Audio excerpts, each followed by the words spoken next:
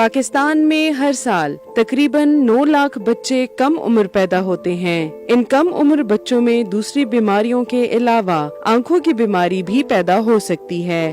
اس بیماری کو retinopathy of pre maturity یعنی ROP کہتے ہیں، جس کی وجہ سے بچہ تاحیات نابینا ہو سکتا ہے۔ ایک ریسرچ کے مطابق کم عمر بچوں میں ROP کی شرح 24.6% ہے اور شدید قسم کی ROP کی شرح 7.7% ہے، جس کا علاج 24 سے 48 گھنٹوں میں کروانا ضروری ہے، ورنہ اس سے بچہ کچھ دنوں میں ہی نابینا ہو سکتا ہے۔